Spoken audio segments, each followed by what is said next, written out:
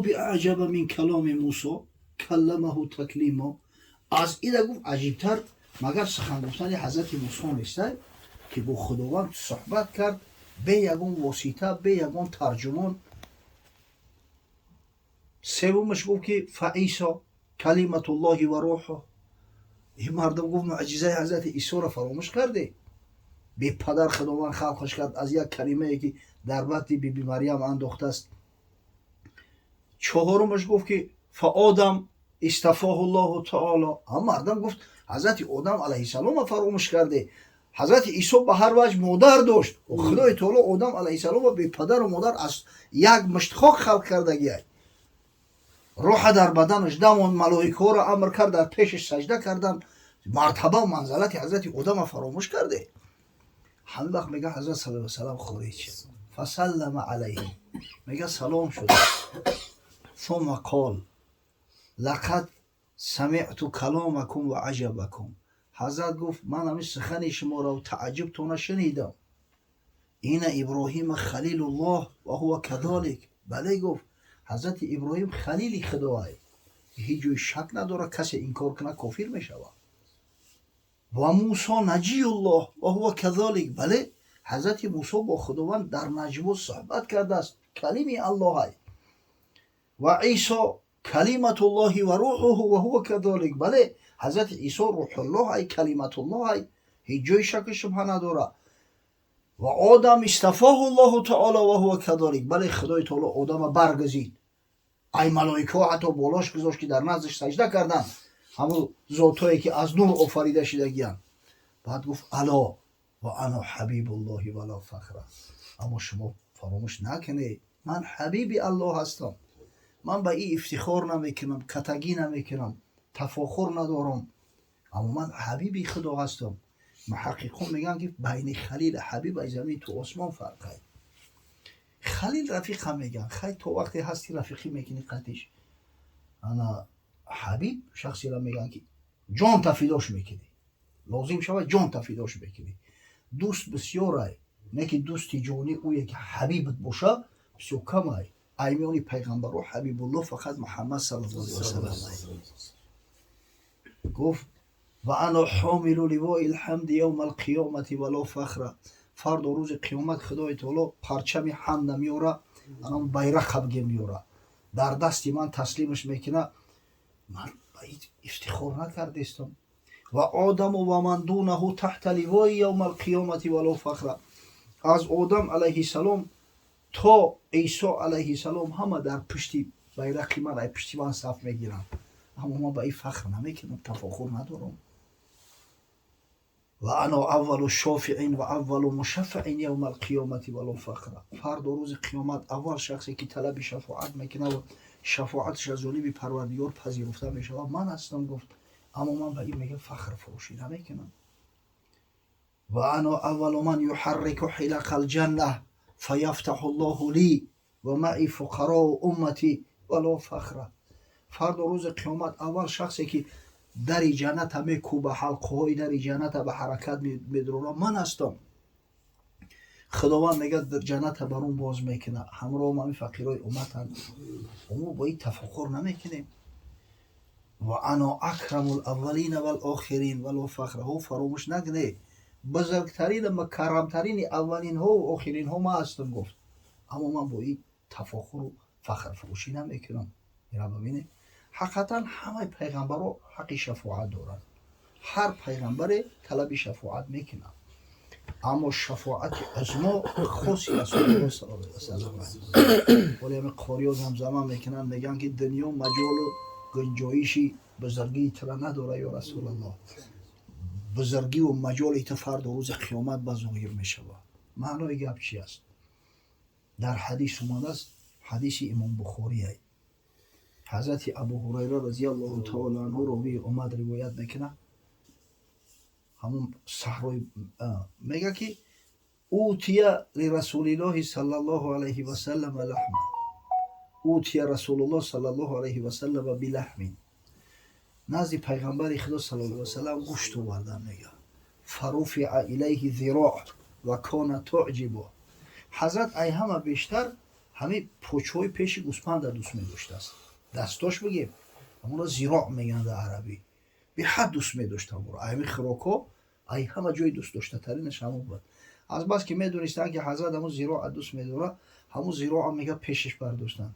یک تشگریف میگه فنحش منها نحشتن، یک گز گرفت حضرت. حضرت در وقتی طعام خوردنش هم صحبت میکرده است. حالا یک گپ داریم که هی وقتی خورو خوردن گپ نزن.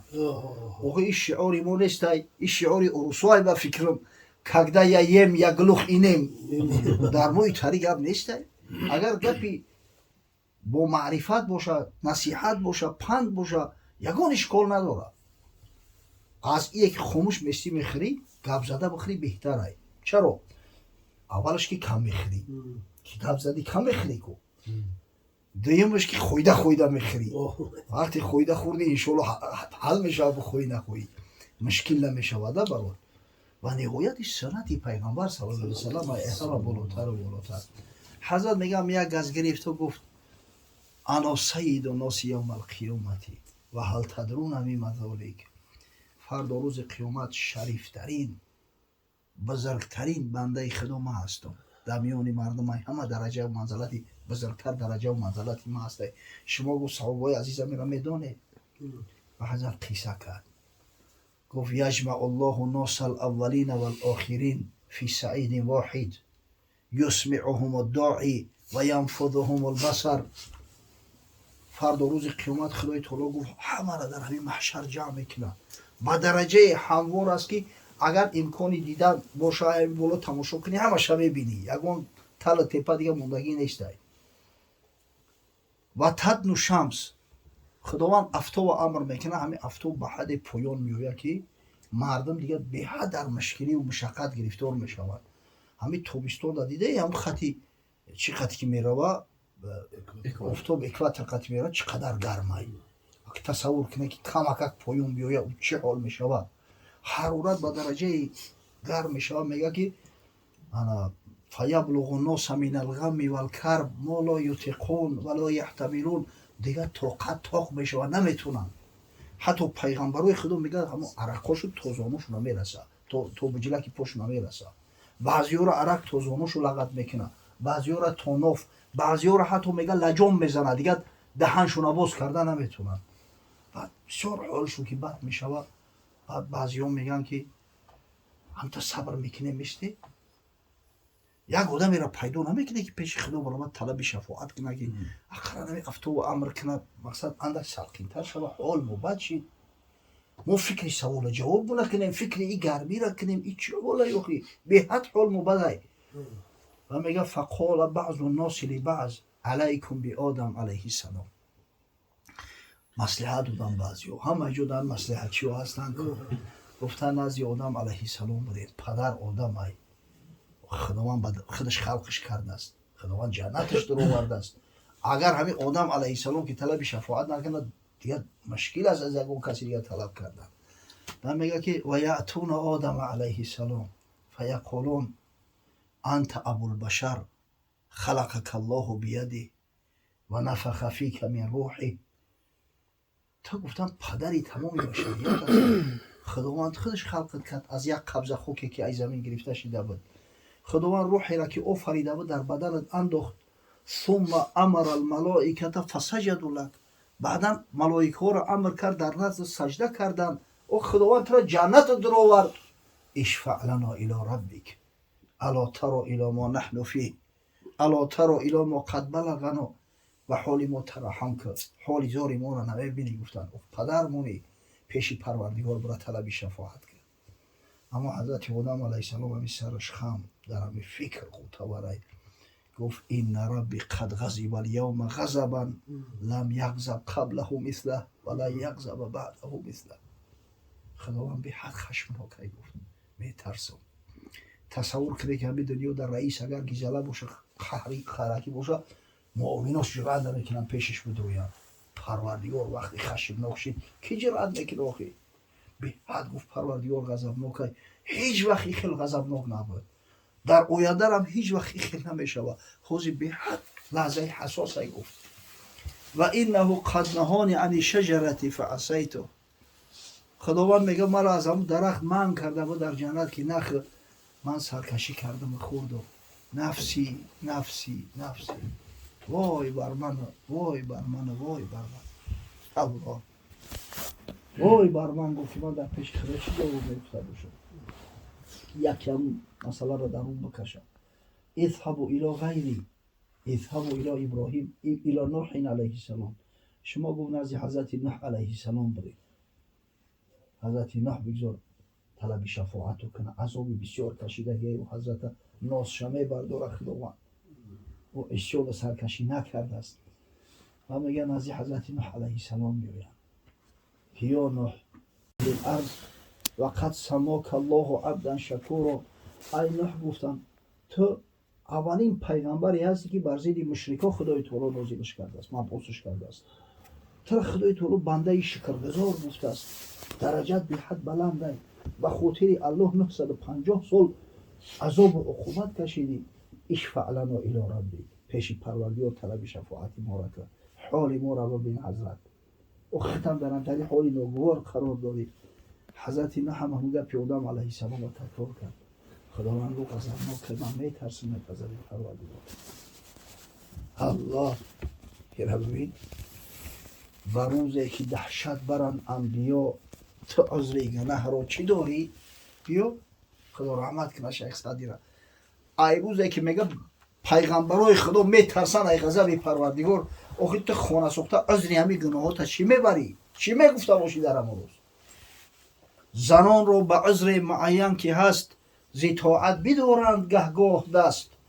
تو به عذر یک سر نشینی چه زن، روی کم زیزن لافی مردی مزن.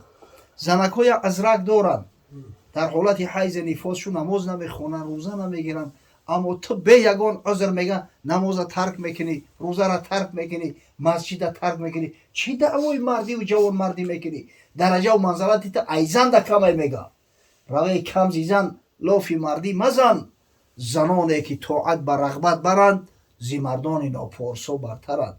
همین زنکی که طاعت عبادت خدا را با میل رغبت و محبت میکنه، والله درجه و منزلت چه مردای ناپاک ده خیلی بالاتره، خیلی مردتر هستن. یا حضرت نوح گفت اینه قد کانت لی دعوة فدعوتها علی قومی. خداوند یک بار میگه مرا رخصتم داد، گفت یا نوح دعا کن، من دعایت را اجابت میکنم. من بر ضد قومم دعا کردم. جایی که حضرت نوح علیه السلام وقتی به سطوح آمد دیگه به طاقت شد، گفت ربی لا تذر علی الارض من الکافرین دیارا. خدایا در روی زمین تخم کافرون را نما. انک ان تذرهم یضل عبادک ولا یلد الا فاجرا کفارا. یا را اگر باقی بگذاری با بندهات گمراه میکنن، با همین کافر بچه میزوین مثل خودشو. نکنه که خداوند میگه که این او تو دعا نکردی که نیست نابود شو، که با اومده طلب کرده استی که مقصد که با جانشو رحم کنه، حالشون سبوک برزید شو دعا کردی، با حاضر با فایده شد طلب شفاعت بکنی. من گفت میترسم ای خدا. 3 بار گفت وای بر من، وای بر من، وای بر من. بعد فرستاد شو گفت اذهبوا الی ابراهیم علیه السلام، نزد حضرت ابراهیم برید، شاید حضرت ابراهیم به کلام بگیرد. نزد حضرت ابراهیم اومدن که یا ابراهیم انت نبی الله و خلیله من اهل الارض. ای ابراهیم آخه تو درجه و منزلت داری که خدای تعالی تو را دوستی خود انتخاب کرده که ای تمام مردم روی زمین پیش پروردگار برای طلب شفاعت ما را کرد. حضرت ابراهیم همون خیلی به یک غم اندوه و مصیبت گفت که خداوند بسیار غضبناک است. گفت من ای خشم خدا میترسم. و این قد کنت کذبت 3 کذبات. گفت من در حیاتم 3 بار دروغ گفتگیم. اصلا او دروغ نیستن، او دروغ نیست. حضرت ابراهیم همون راه و وسیله مبارزش بر ضد همون قومش همی بود، همون را استفاده بود. وقتی که قصد شکستن بت‌ها را داشت، در روز عید همه مردم که ای شهر بیرون شدن، حضرت گفت اینی سقیم، و بیمارم، گفت نرفت خطی شو. مردم برو مدن توار گرفت، همه بت‌ها را میده کرد. بعد توار گرفت در هم زیری کشی بتی کلاویشون هم تلقت کرد ایستاد. اخی یکم گپی دروغش همی که گفت من کسل هستم کسل نبود. دویمش وقتی که میگه قوم اومدن دیدن همه شکستگی، همون بطای بزیب خشرور شد، همه دیگه هیزم شده است. گفتن غیر پسری اوزار کسی نبود، همیره پسری اوزار شکستگی های. حضرت گفت بل فعله کبیرهم، نمی کلاغاوسی کلونیشو کردگی های، نمی تورده دست شای. همیره مکه گپی دروغ نیست، اوخی منطقا حضرت مدشو کرده است. با گفتن اوخی ایدست ای تری کورو نمیوید، تو دیوونه ای، تو چی گفت استی؟ ای چی خیلی توره میگیره تا ایتگره میشکنه. گفت دیوونه شمایی، یک چوبی به خصوصیتی را که توره قپیده نتونه، یک اون کار کرده نتونه، چی خیلی شما او را عبادت میکنه و خدا میگه. ای حضرت منطقا هم تری مدشو کرده. ولی همون ایران یک قاعده همین علم منطقه در علم جدل استفاده میکردن، برای طرف مقابل مد کردن همین را استفاده میکنند. همین خود خطری میکنند بعد مدش میمونن. میگه مأمون رشید پسر هارون رشید خلیفه هفتم بنی عباس، پنجم هارون رشید، ششم پسرش امین بود، یک 5 سال خلافت کرده، بعد مأمونی برادرش داشته شد. همین مأمون رشید خودش همین اهل علم بوده است، اهل علم دوست می‌داشت. این یک همین عادت داشته است که جمع می‌کرده است نصرانی‌ها را، مولای نصرانی و یهودی و این همین اتئیست فیلسوف و مسلمان و بحثشو می‌داخته است که غلبه میکنه. بعد در هم یکی این بحث ها همون شب و روزا امام رضا را هم دعوت کرده بود است. این مأمون رشید امام رضا را دوست می‌داشت. ولی همین شیعه تهمت‌های زیاد میزنند بدبختو، به حدی که فرزندای خودش موندگی، برادرای خودش موندگی، حضرت همین امام رضا را، علی رضا را دعوت کرد از مدینه، گرفت و آورد شهر ری، ولی عهد اعلانش کرد که بعد من پادشاه خلیفه همین رضا میشود.